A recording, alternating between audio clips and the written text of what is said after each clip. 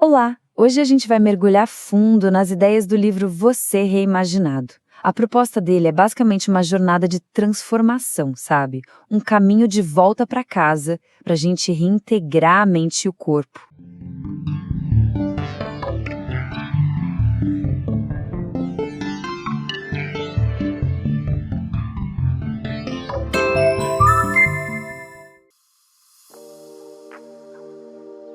E tudo começa com essa pergunta, que é bem poderosa. Ela meio que acerta em cheio o mal-estar de hoje em dia que o livro quer discutir.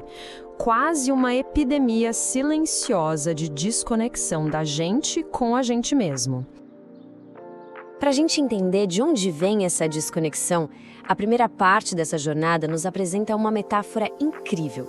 O livro chama de viver numa casa fraturada. É como se a nossa mente fosse o andar de cima e o nosso corpo, todo o vasto território logo abaixo, fossem coisas separadas. E a gente aprendeu a achar isso normal. E olha, essa sensação não é de agora, não. O psiquiatra Carl Jung, por exemplo, já tinha diagnosticado essa fratura lá atrás. Para ele, essa desconexão era a raiz de um profundo vazio de sentido, como se fosse uma orfandade espiritual mesmo. E aqui está a grande metáfora do livro, que é realmente fantástica. Pensa assim, nosso corpo é um casarão imenso, cheio de cômodos. Só que a nossa consciência do dia a dia vive trancada só no quarto e na cozinha, sabe?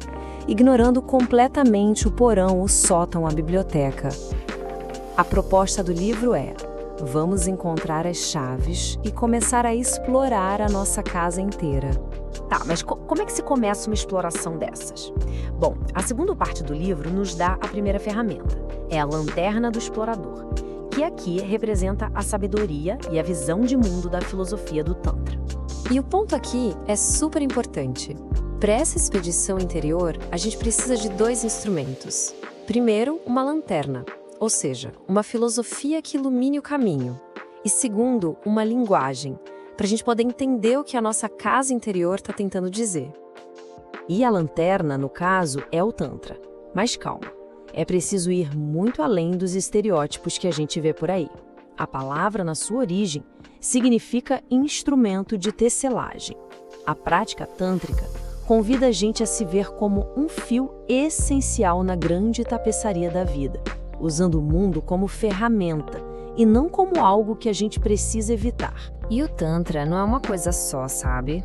Existem 2 correntes principais. A da mão direita, que é mais conservadora, e a da mão esquerda, que é mais transgressora, que confronta tabus para ir além das dualidades. É dessa segunda via, que muitas vezes é mal compreendida, que nascem vários clichês aqui no Ocidente. Ok? Então a gente já tem a lanterna, a nossa visão de mundo. Mas como é que se entende as mensagens que vêm da casa? O livro nos apresenta a linguagem dela, o prana, a energia vital que flui por tudo. Mas o que é exatamente o prana?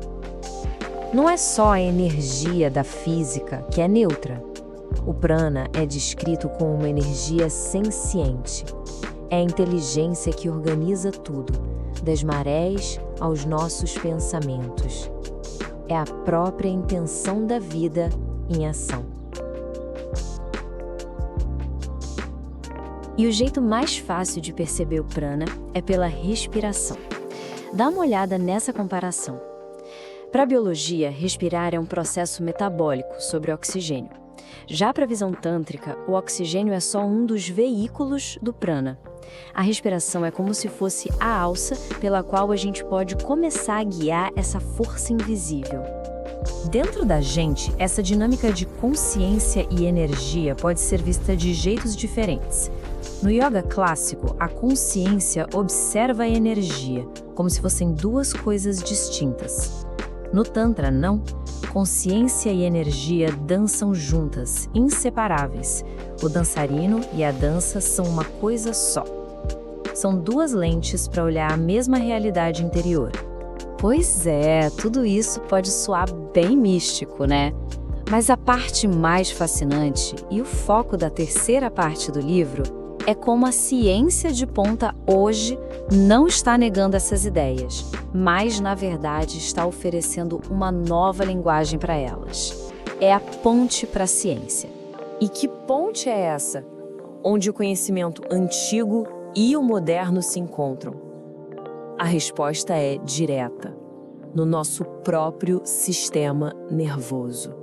Ele é o território físico onde esses mapas todos se tornam concretos. O ponto-chave aqui é o seguinte: sentir o prana na prática corresponde diretamente ao que a neurociência chama de interocepção, ou seja, a habilidade de perceber os sinais internos do corpo. As práticas de yoga, então, são como um treinamento sofisticado para afinar essa sensibilidade. E a ideia de que a consciência direciona a energia encontra um paralelo perfeito na neuroplasticidade, onde a gente foca a atenção, a energia neural flui e fortalece circuitos no cérebro. Ou seja, a mente não é só uma espectadora passiva, ela é a engenheira que molda a própria estrutura da máquina. E assim, conectando o problema, as ferramentas antigas e a validação moderna, a gente chega no grande objetivo: reimaginar o ser. É a jornada de volta para casa, de se tornar herdeiro e não mais um estranho no próprio casarão interior. E essa imagem ilustra com perfeição esse ideal de reintegração. Isso é o Sri Yantra, um diagrama que representa o universo e a alma em perfeita harmonia. É como se fosse um mapa visual do ser integrado, o destino final dessa jornada de autoconhecimento. Então, o livro nos oferece a lanterna e nos ensina a linguagem. Ele nos entrega as chaves. A pergunta que fica no ar, inspirada por essa metáfora toda, é a seguinte: com as chaves na mão, qual cômodo da própria casa interior seria o primeiro a ser explorado?